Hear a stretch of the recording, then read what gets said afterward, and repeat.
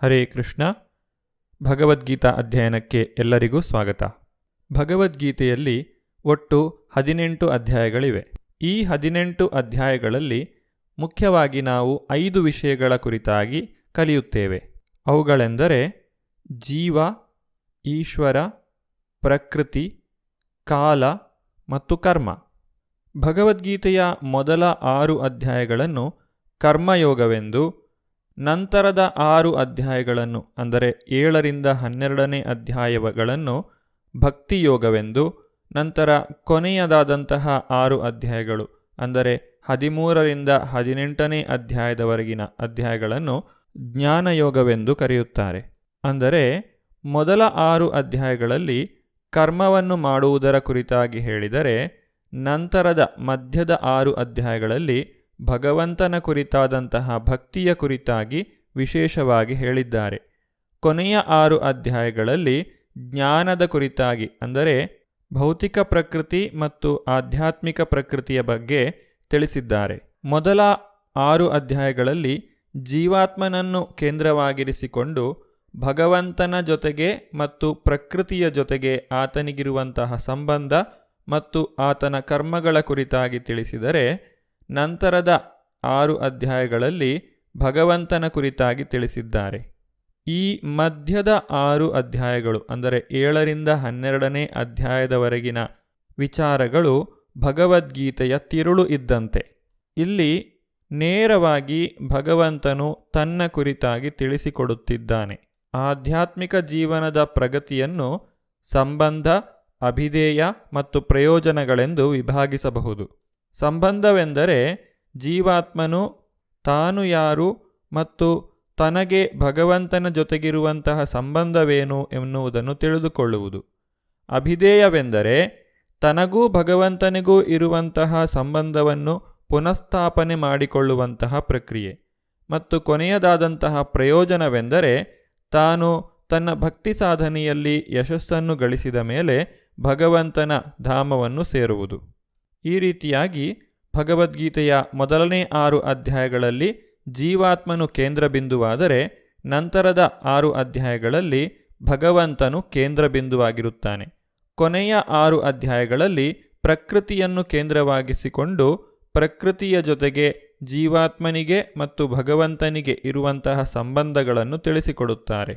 ಈ ರೀತಿ ಭಗವದ್ಗೀತೆಯು ಒಂದು ಸುವ್ಯವಸ್ಥಿತವಾದಂತಹ ಜ್ಞಾನವನ್ನು, ಭಕ್ತಿಯನ್ನು ನಮಗೆ ನೀಡುತ್ತದೆ. ಕಳೆದ 6ನೇ ಅಧ್ಯಾಯದಲ್ಲಿ ಅತ್ಯುತ್ತಮವಾದಂತಹ ಯೋಗಿ ಯಾರು ಎನ್ನುವುದನ್ನು ನಾವು ನೋಡಿದ್ದೇವೆ.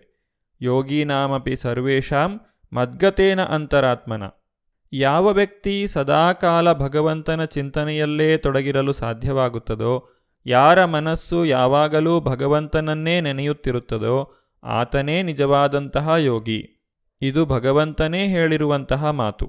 ಅಂದರೆ ಇಲ್ಲಿ ಭಕ್ತಿಯೋಗ ಅಥವಾ ಭಗವಂತನ ಮೇಲಿನ ಜೀವಿಯ ಪ್ರೀತಿ ಅತ್ಯಂತ ಶ್ರೇಷ್ಠವಾದದ್ದು.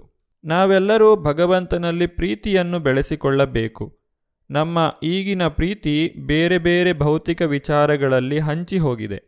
ಯಾವುದೇ ಒಬ್ಬ ವ್ಯಕ್ತಿಯ ಮೇಲೆ ನಮಗೆ ಪ್ರೀತಿ ಉಂಟಾಗಬೇಕಾದರೆ, ಅವರ ಸ್ನೇಹವನ್ನು ನಾವು ಸಂಪಾದಿಸಬೇಕಾದರೆ ಅವರ ಕುರಿತಾಗಿ ನಾವು ತಿಳಿದುಕೊಳ್ಳಬೇಕು.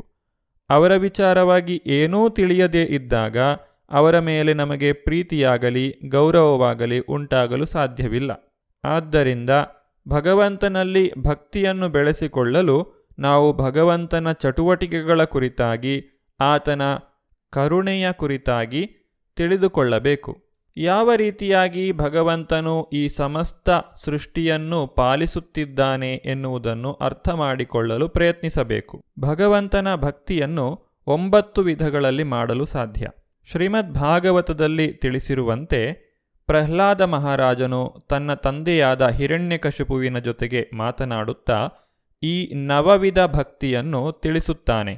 ಅಲ್ಲಿ ಪ್ರಹ್ಲಾದ ಮಹಾರಾಜನು ನುಡಿಯುತ್ತಾನೆ, ಶ್ರವಣಂ ಕೀರ್ತನಂ ವಿಷ್ಣೋ ಸ್ಮರಣಂ ಪಾದಸೇವನಂ ಅರ್ಚನಂ ವಂದನಂ ದಾಸ್ಯಂ ಸಖ್ಯಂ ಆತ್ಮನಿವೇದನಂ ಇತಿ ಪುಂಸಾರ್ಪಿತಾ ವಿಷ್ಣೋ ಭಕ್ತಿಶ್ಚ ನವಲಕ್ಷಣ ಕ್ರಿಯೇತ ಭಗವತಿ ಅದ್ಧಾ ತನ್ಮನ್ಯೇ ಧೀತಂ ಉತ್ತಮಂ.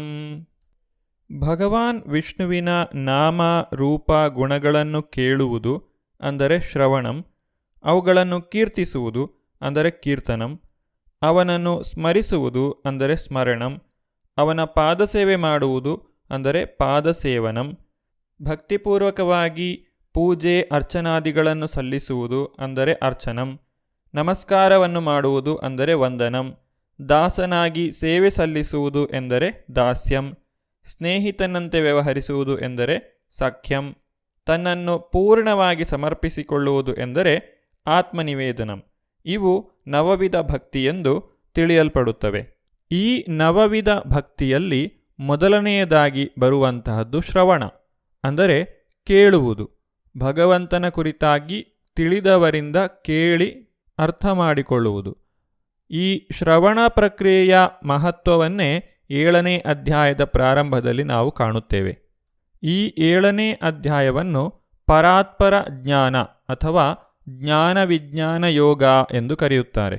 ಶ್ರೀ ಭಗವಾನುವಾಚ ಮಯ್ಯಾಸಕ್ತಮನಾ ಪಾರ್ಥ ಯೋಗಂ ಯುಂಜನ್ಮದಾಶ್ರಯಃ ಅಸಂಶಯಂ ಸಮಗ್ರಂ ಮಾಂ ಯಥಾ ಜ್ಞಾಸಸಿ ತಚ್ಛೃಣು.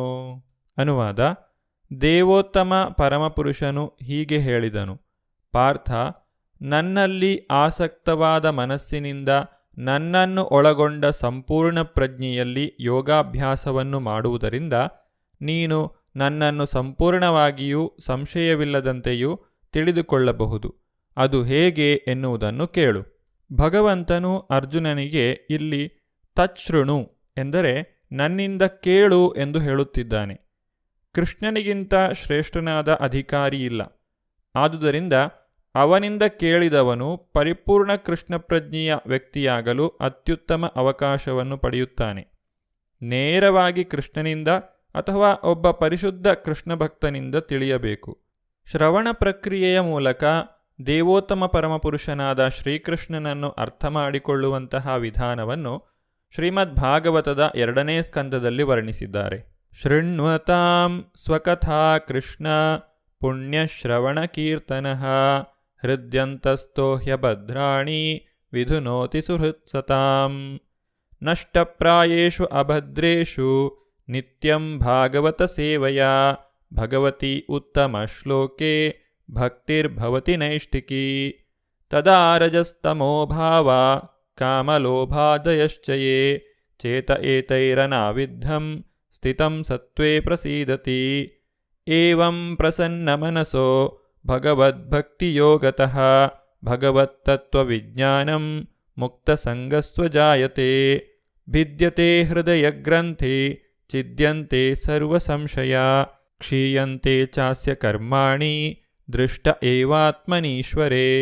ಭಗವಂತನ ವಿಷಯವನ್ನು ಕೇಳುವಂತಹ ವ್ಯಕ್ತಿಗೆ ಎಲ್ಲರ ಹೃದಯಗಳಲ್ಲಿ ನೆಲೆಸಿರುವಂತಹ ಆತನು ಪರಮಹಿತೈಷಿಯಾದ ಸ್ನೇಹಿತನಾಗಿ ನಡೆದುಕೊಳ್ಳುತ್ತಾನೆ. ಸದಾ ಕೃಷ್ಣನ ವಿಷಯ ಕೇಳುವುದರಲ್ಲಿ ನಿರತನಾದಂತಹ ಭಕ್ತನನ್ನು ಆತನು ಪರಿಶುದ್ಧಗೊಳಿಸುತ್ತಾನೆ. ಈ ರೀತಿಯಲ್ಲಿ ಭಕ್ತನು ತನ್ನಲ್ಲಿ ಸುಪ್ತವಾಗಿರುವಂತಹ ದಿವ್ಯ ಜ್ಞಾನವನ್ನು ಸಹಜ ರೀತಿಯಲ್ಲಿ ಬೆಳೆಸಿಕೊಳ್ಳುತ್ತಾನೆ.